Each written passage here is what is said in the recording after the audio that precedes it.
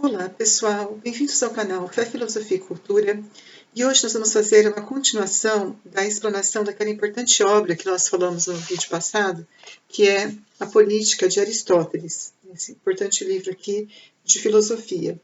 O que é esse importante livro, então? A gente pode continuar a discorrer sobre ele.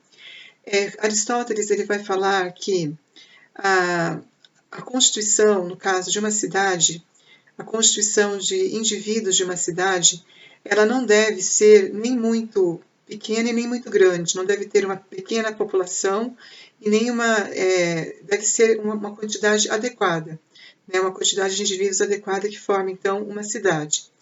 E aí também ele vai falar que, assim como nós comentamos anteriormente, que a virtude é o que torna, né, uma pessoa, os cidadãos, pessoas que torna tudo melhor, né, quando a pessoa ela vive a virtude. E viver a virtude é o que vai trazer a felicidade. Então ele considera que a felicidade é algo fundamental, né, algo muito importante, e que essa felicidade ela tem como base a vivência das virtudes. Que tipo de virtudes são essas? Todas as virtudes morais que nós podemos entender, né? Virtudes morais, virtudes, tudo voltado para uma questão da ética, né? Vamos dizer assim, da verdade, da sinceridade, da honestidade. Então, as virtudes são fundamentais para que você tenha realmente um estado ou uma cidade que funcione, né? É muito importante isso. Mais do que a riqueza, mais do que qualquer outra coisa, é a vivência da virtude que vai trazer esse, vamos dizer assim, esse grande benefício e esse sentido para a cidade e para os seus cidadãos. E ele vai também falar que os cidadãos, né, de uma cidade, principalmente no caso, pensando no homem e uma mulher, que eles se unam, né, ou queiram, vamos dizer assim, ter filhos, se casarem, eles não devem nem serem, não serem nem muito jovens e não serem nem muito velhos. Eles terem uma idade intermediária, né, segundo eles seria o melhor, porque seria o mais, vamos dizer assim, o correto, porque a pessoa, quando é muito jovem, ela não tem uma maturidade muito desenvolvida, né? Não está muito preparada para criar uma família, para cuidar dos filhos. E também, quando ela é muito idosa, ela também acaba perdendo essa capacidade de criar os filhos, né? De ter uma capacidade natural de ter filhos e de cuidar deles. Seria muito mais viável, então, ter uma idade intermediária. Ele fala até por volta dos 50 anos, por exemplo, né? Seria a idade ideal. Então, ele vai falar que, sem dúvida alguma, os melhores regimes, né, de governo não são aqueles que primam pela desordem, ou que como a tirania, por exemplo, que faz tudo e que não traz nenhum benefício, e que deveria sim trazer algum benefício, né? Ele traz digamos assim, poucos exemplos de algum tipo de benefício de alguns governadores que foram tirânicos, mas a maioria com certeza não traz nenhum benefício. E também a democracia, ele fala que ao extremo da democracia pode também acabar levando a uma tirania, né? Ele até traz exemplos de alguns governos que eram democráticos e que no seu extremo acabaram se tornando tirânicos. Então isso é algo que ele realmente coloca. E a oligarquia também voltada para as riquezas, voltada para o seu próprio benefício, né? Isso não é algo bom, porque quando você não tem uma igualdade social, e ele fala muito dessa questão da igualdade social, da igualdade da liberdade. Quando você não tem isso, gera realmente revolta por parte principalmente da população mais pobre, porque os ricos eles acabam oprimindo os pobres, né? E isso acontece na democracia, nós sabemos que isso acontece, que não existe muitas vezes uma igualdade, como ele coloca que seria muito importante de existir uma igualdade entre os cidadãos, né? E isso acaba gerando revolta, acaba gerando as guerras.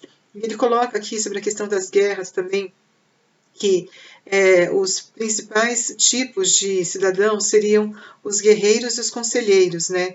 Ele coloca como sendo os principais, porque a gente tem que estar pronto para tudo, né? A vida não é simplesmente só paz e não é simplesmente só guerra. Temos que ter pessoas guerreiras, pessoas que sejam preparadas para lidar com diversas situações da vida, né? Porque ele coloca que a vida, por mais que às vezes você tenha uma virtude ou você tenha uma característica que favorece, como por exemplo a liberdade, se for empregado mal, esse tipo de coisa, pode desembocar, vamos dizer assim, né, uma liberdade mal vivida, ela pode trazer também coisas negativas, coisas ruins. Então é importante que você tenha a liberdade e a igualdade de maneira equilibrada, né, para que a população, principalmente mais pobre, possa se beneficiar disso. Porque quando o governo que vê, ele consegue verificar através, principalmente do exercício das virtudes, a verdade e vamos dizer assim, a coerência, a honestidade por parte dos seus cidadãos, tudo vai mudar, porque daí você vai ter exemplos que vão levar os próprios governantes a agirem de maneira ética, de maneira verdadeira, de maneira correta. Mas é importante que cada cidadão, então, possa dar o seu exemplo. Não adianta você, porque vale mais a lição dos exemplos do que dos conselhos, né, como se diz no ditado popular. Então é importante você viver aquilo que você prega, você dar exemplo e você realmente fazer com que os governantes possam olhar para você com admiração, olhar para os seus cidadãos com admiração, ver neles a felicidade. E aonde existe uma alegria, ela se torna algo contagiante. Quando você percebe a felicidade, a virtude, é algo que contagia. Outras pessoas começam a seguir também.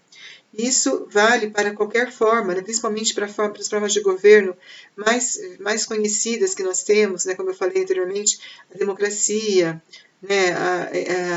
Esses governos eles vão então verificar o exemplo dos seus cidadãos e vão acabar vivendo isso também. Mas é importante que isso seja uma busca contínua, que a busca pelas virtudes seja uma coisa contínua, uma coisa que os cidadãos possam buscar sempre, né, para que possa realmente causar uma mudança, uma transformação para melhor, obviamente, né, para que possa fazer com que o Estado funcione.